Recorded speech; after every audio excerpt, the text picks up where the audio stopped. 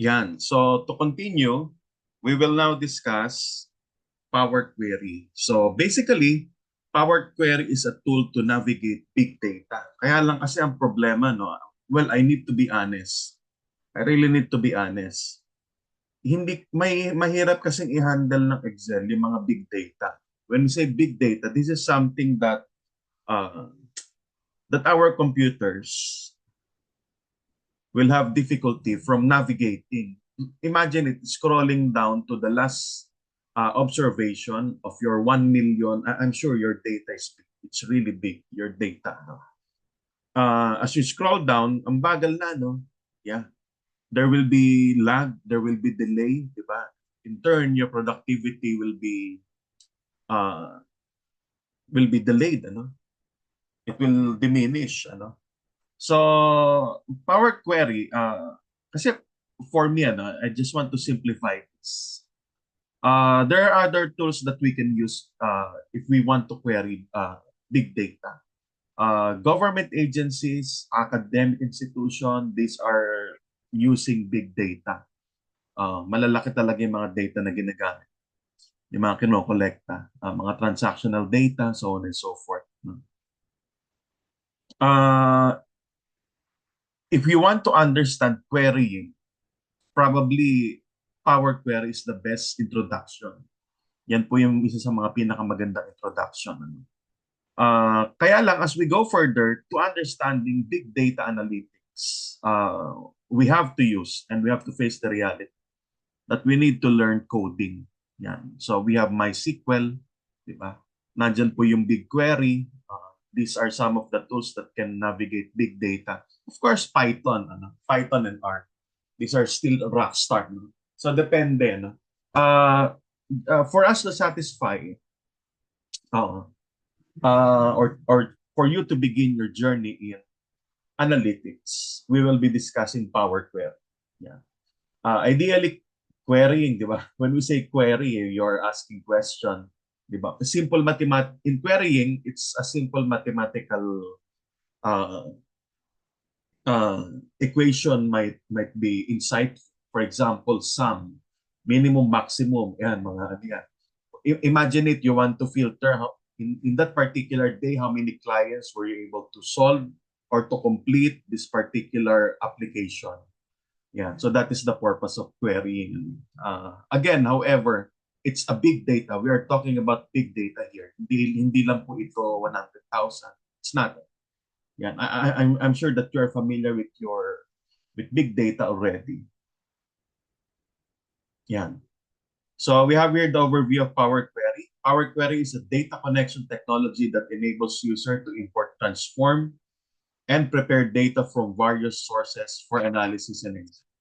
Yan. For example, you want to do, kaya lang we have discussed previously, we have discussed data visualization. So later on, probably the data visualization might help.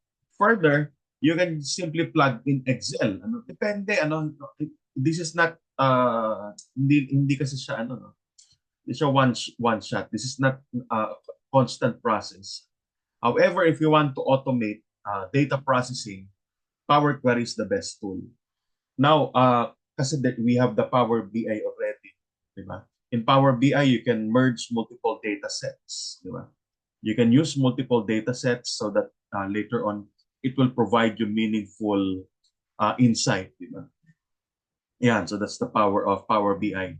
I'm sure your agency has Power BI. Kung wala po, of course, Strat1, my company, it's always have an alternative. We have the Google Looker Studio, but that will depend on the level of confidentiality. So yung confidentiality kasi, are you willing to upload the data in Google? Diba? But we have to check. You go to your legal, is it appropriate uh, to upload this to Google Sheets? Yeah. From various sources for data analysis in Excel, it streamlines the ETL, extract, transform, and load process. Yan. This is something that data warehousing do. Yan, yung ETL. Yan. I have a little understanding of data warehousing. In data warehousing, we are using advanced tools such as as I've mentioned earlier, Power Query. I'm sorry, BigQuery. Yeah. Then let's move on to Power Pivot Basics. This is up to you. Maganda malaman, but however, bakit mo pa papahirapan yung sarili mo if you have the access to Power BI, di ba? Most of us in the government agency, you have Power BI. Even us in academic institution, we have access to Power BI. Bakit mo pa papahirapan yung sarili mo na mag-generate ng table? Ideally, a pivot table is recommended. Recommended kasi ang pivot table kung that is a research data and this is something that is pressing. If we do this, what will happen? So on and so forth. It's for data visualization or storytelling. Yan yung purpose ng Power Pivot. But then again, if you will be converting that to a dashboard tool, I do not recommend. I do not recommend kasi ang dami-dami pong formula. And of course, yung burden, yung burden din, ano? Eh, meron naman tayong alternative tool, eh. Di ba? We have the Power BI. Yan. Kung wala pong Power BI, I'm sure we have Power BI. There are free version of Power BI na. Back in the day, ang hirap maka-access ng libreng version ng Power BI. I'm sure that you are aware, ano? Yan. And then further, meron na kasing kasi gumanda na ng gumanda yung technology na, di ba, yung cloud computing. We already have this Google Cloud Computing sa the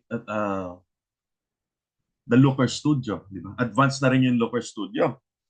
Kasi ang purpose nun, kung medyo simple lang, hindi naman masyadong mahirap yung blending na ginagawa mo sa data, you can use Looker Studio. Pero kung complicated na, yan, madami kang ginagawang blending, madami kang ginagawang computation sa data in order to arrive or to show a particular trend.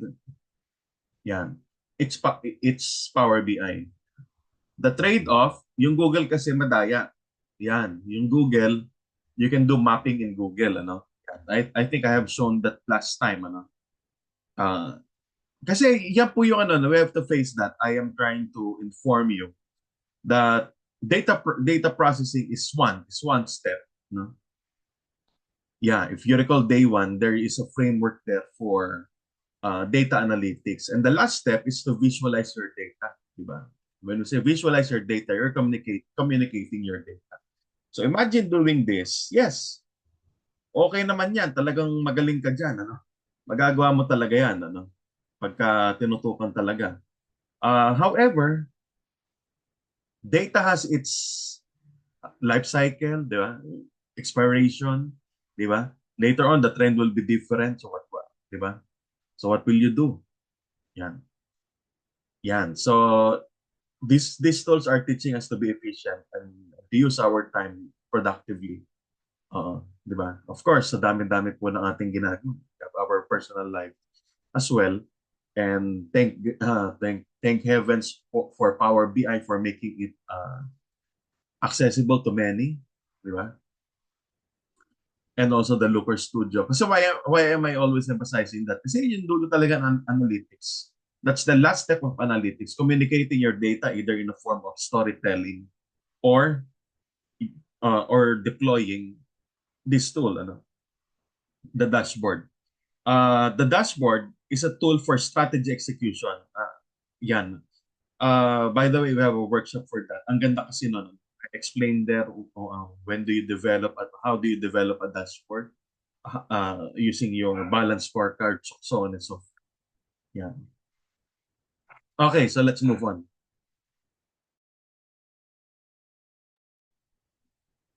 Okay, so you have here the data transformation process to connect the data, import data from various sources.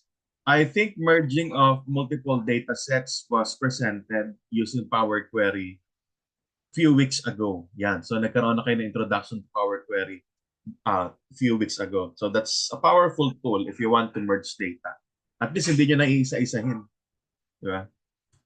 Yan. So the tools use Excel, Access, and Web. Clean, remove irrelevant data, and I think we have discussed that already in day one. Yeah. Then transform tools. Transform, change data types and formats. This is critical when you are using programming language. Yan. String, integer, yan, yung mga ganyan. Pero in Excel, it's very easy to understand kasi it's using whole number, text, the terminologies are simple, yeah, so on and so forth. Yan, then the date format. Medyo sensitive lang yung date format ng Excel. No? Kunyari, galing yan ng, ng Google Sheets. Sometimes it will not acknowledge that yung timestamp. Yan. Of course, there are various switches that you can perform or transformation so that Excel can acknowledge your data type. Yan. Load the transform data for analysis and the data tables. Yan. Then you have here the pivot table modeling. Pero hindi na po natin gagawin ito kasi again, you have we have the Power BI already. We have the Power BI, we have the Looker Studio. And these tools are being discussed in our dashboarding workshops. Yan. Kasi this is very technical and I think these are really unnecessary. So what I will be showing here to you are the essential. Only the essential. Essential lang talaga. So the demonstration later on in Power Query might be around 15 minutes. Yan. So that you can just simply refresh. Diba? Mamaya, refresh yung data, magugulat kayo. Oh, that's how powerful Power Query is when you are managing small size data. Yan. Of course, I am familiar that you are handling big data in your respective agencies. Yan. Key features, yan. Data import, yes, to Power Query, Power Pivot, yan. Pero hindi na tayo magpa-Power Pivot. Data transformation, yes, it can do data transformation. Modeling, no. DAX support, no. And limited data volume. Okay, and you have here the use cases and applications. So 30% are using it for reporting. Data analysis, 40%. 20% for business intelligence. Kasi nga Power BI naman natin ginagamit. Yung Power BI na, yung mga dashboarding tools. Yan. But for data preparation, it's very important to learn Power Query. And I am very happy that I trained you on how to do data merging with Power Query a few weeks ago, once again. I will be showing you how to do this one. Yan. Just to give you an overview, kasi ganun po ako mag-lecture. Just to give you an overview, this one is now was set up to accept data. Yan. Okay. So whenever, sandali, let me close this. Close ko muna. Save. Okay.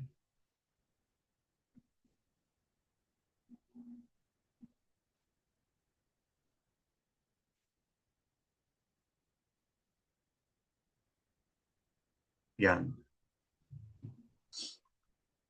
So I have this here. And then I will open the marketing data again. Yan.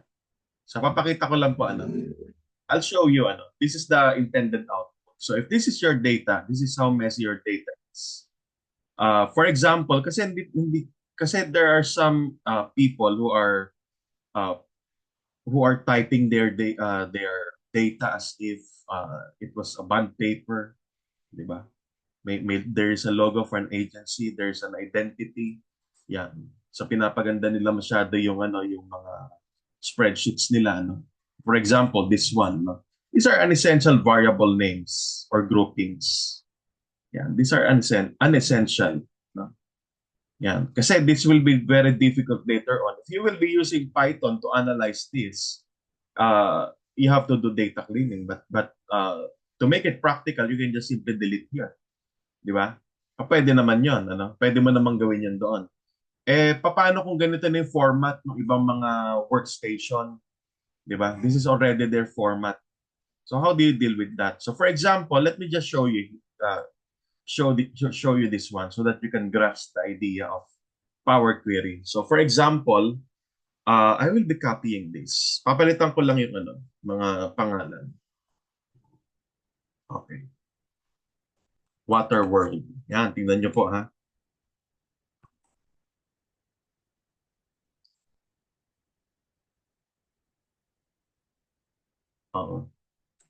Plastic drum, Facebook marketing,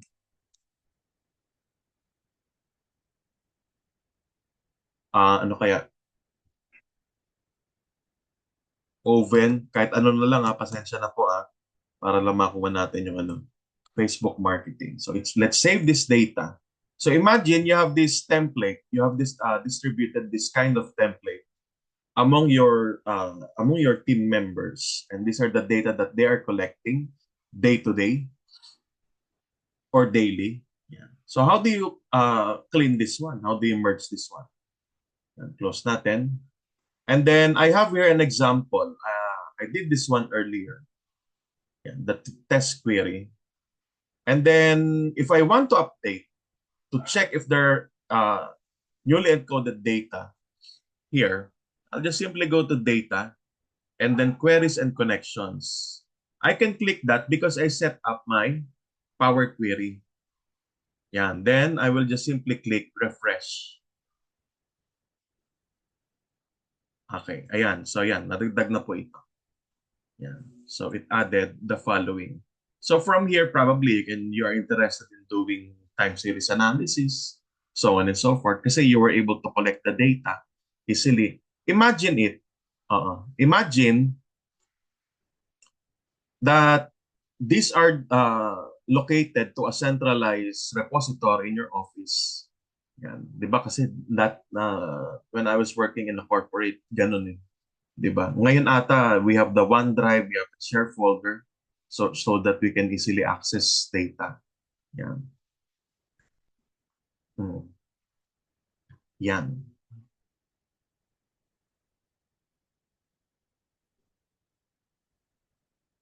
Yan. So, yan. So, naglo-load siya. Yan. So, every time that there will be new data, you can just simply go here to data, queries connection, provided that you were able to do this one. Nagawa mo na siya. Yan. Yan. So, the next, let's do that again. So, let's do it.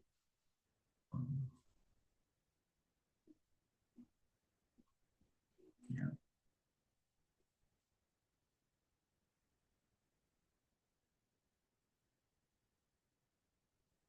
Okay. So let's do it. Open a blank Excel, same as doon sa merging. Yeah. Then this is the data that I will use, the marketing data. Yeah.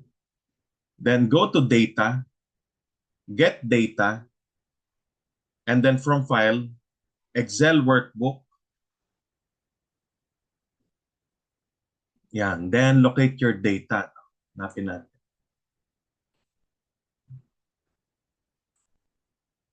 Desktop.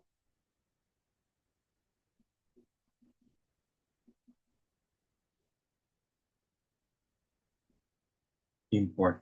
Yan. Then import. Yeah. Anyway, you can slow down naman the no. Yeah. So if you want, again, ito po yung ginawa niya sa merging. If you want to select multiple items, you can do so.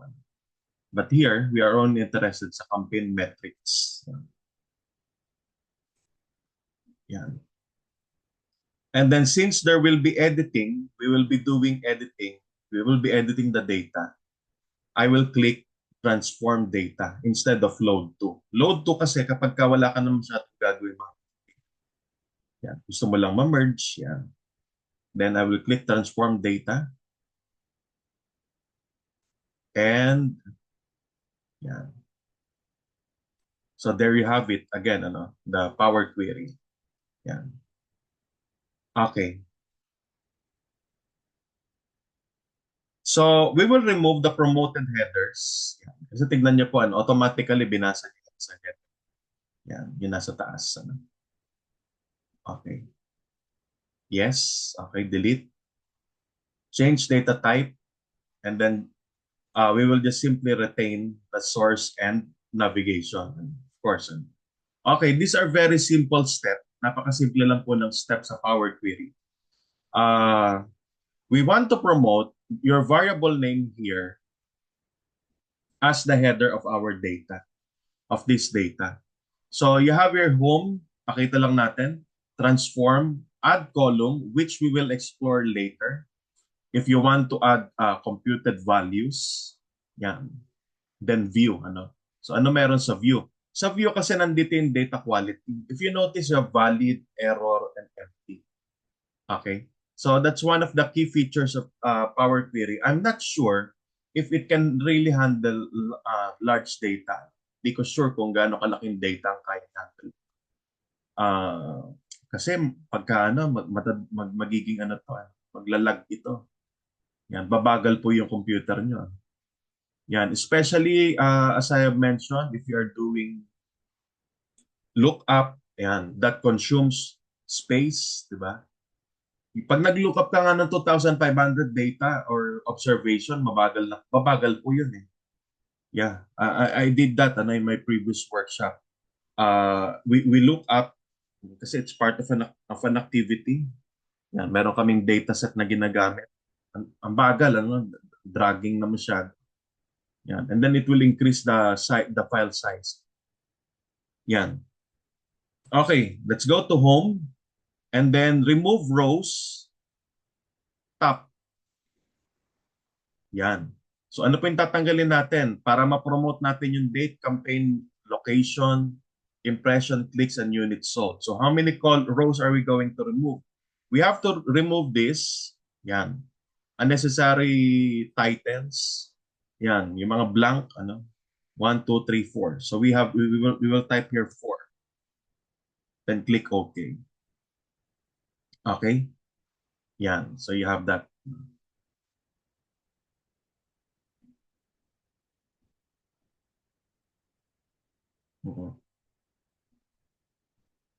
Yan. Then the next step, you have missing observation here. Yan. May mga null, ano? Meron tayong mga null. So what are we going to do? Yan. So to deal with that,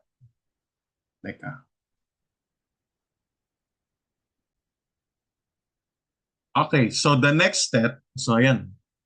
The next step is that the variable names must be promoted here, no, as our header. So how do we do that? So we go here to transform, use first row as headers. Yan. Then insert. Okay. So as you can see, date, campaign name, location, impression, clicks, and unit solds are now our header. Yan. So the next step, since we are now in data preparation, is to go back to home and then click on remove row and then select remove blank rows. Yan, yung mga null, yung mga blank later on, that will be removed. Yeah, then just click insert. Okay. So, ito pong nandito, yung nakikita niyo po mga applied steps. These are like the syntax. Yan, mga syntax po yan. Ano? Yan. Written in the language dito sa Excel. I'm not sure what is exactly the Excel language that they are using. Yan. So, as if these are syntax. So, you can, if you want to sort this, if you want to rearrange your syntax again, your applied steps, you can do so. Ano? Pero at the moment, since we are beginning our journey in Power Query, and I think this is this will satisfy our need to automate reports later on. Yan. O yan na munang galawin. Yan. Okay. Then the next step, ito po kasi ano, it should fill out, di ba? This pink promotion, pink blue sky special, this must be filled, ano? So how do we do that in Power Query? Yeah. And to do that, go to transform. I'm sorry. May button kasi na fill eh. So it will automatically fill.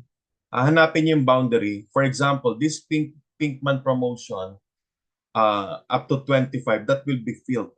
That will be identified as a campaign name for this. In reality, yes, this is a campaign name. Kaya lang kasi iba yung orientation doon sa report. Yan. So you click this. Okay. Para hindi mahirap, you can click this. Yan. Then right click and then fill down. Okay. So ayan. Kung ayaw nyo, ayan. Oo. So para hindi po kayo mahirapan mag-fill, you can use that option. Parang flash fill. If you can recall flash fill. Yan. Yan. So if you want to go back to that data later on, makikita niyo po yan. Yan. Kasi para siyang report kanina. Eh. Now, let's do basic arithmetic. Yan. But before that, yung date kasi hindi maayos. So tingnan po natin yung mga properties. Ano?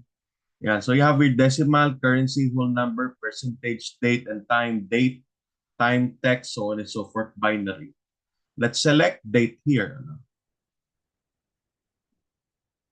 Yan. So it will be recognized as a date. Okay. Then, for example, we want to do a simple arithmetic, and we want to create a separate column for that. So how do we do that? So for example, gusto natin makita yung number of clicks and the unit sold. Ano? To do that, you need a division. Kailangan mo mag-divide. So go to transform. I'm sorry, add column. Standard. So you have the following. Multiply, subtract, divide. So on is modulo. So let's divide, click divide, and then insert. Yan. So that is your... Yan. Ano ba nauna? Okay. Teka. Remove. Okay. Tignan natin. Kasi dapat makuha natin yung ano, percentage.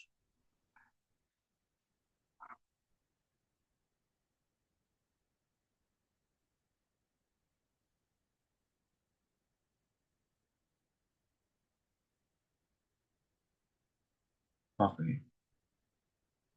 Let's convert that to whole number.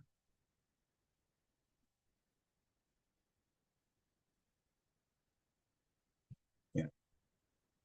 Kasi naka-1 siya kanina. Let me check again.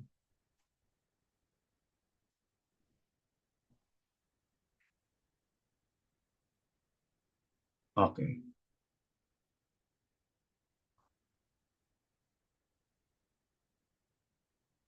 Mm. Okay. So probably later on you can edit the division sign. Teka. I think there is an option here.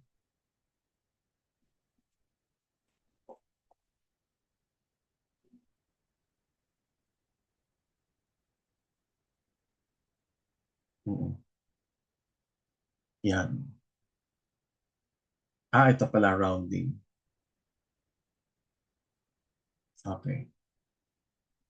Yan. So if you want to be precise, you can just simply use the roundup. Then you can delete this one. Okay. Yan. So there you go. Yan. Pwede siguro tong ano, no? Uh,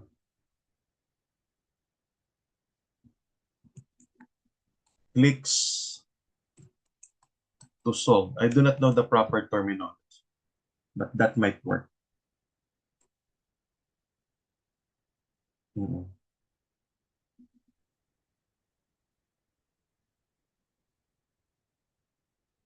Mm-mm. Okay, parang dami nun, ano? Oo. Sige, di bale. Basta that is the concept. Probably you must click first. Di ba? Tignan nga natin.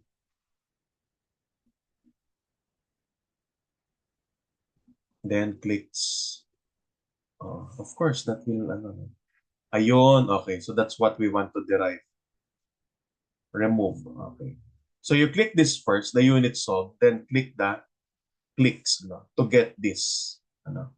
So if you want to check the percentage, so maging, yeah, tingnan natin kung magiging percentage. So that's it. Ano.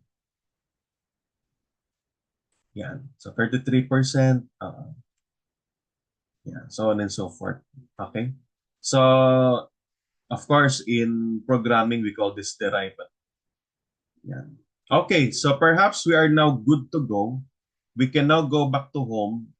We are now ready to implement this automated report or data collection or data processing step using the Power Query. We can now click close and load.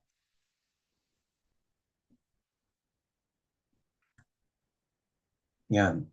So there you have it. Yan.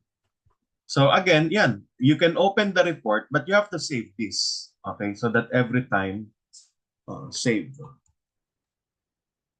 Okay, so that every time that you want to extract new details, new information regarding a particular project or whatever that is, save it first.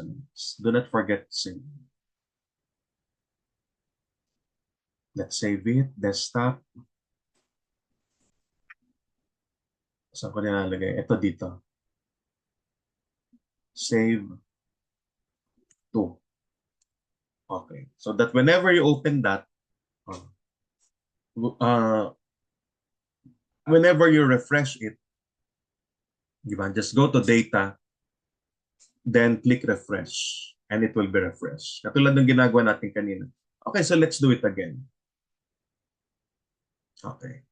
So for example, this is the data. Ito nanggagaling yung data. For example, ito yung edit ng mga agent natin. Yan, dami na, no? Okay. So for example, there are new entries. Okay, 192.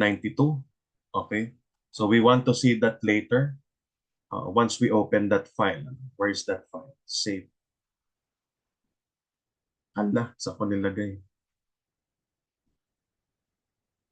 Okay. Anyway, sa Excel, once you open Excel, yan, 190 plus na siya, ha? So let's go here. Wala na tayo ibang i-click. Queries connection, queries and connections. Okay, 166. And then refresh. Okay, so that's it.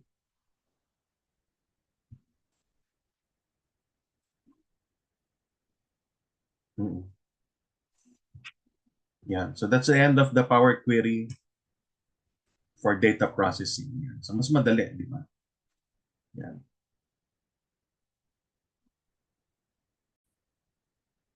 Okay, pahabol lang. Baka po kasi nalito kayo. 192 dito yung kanina 184 something. It's because of this. Yan, because of this. So it added. So mali. Yan. So tama yung data natin. Let's refresh. Yan. Okay, so that's it for Power Query.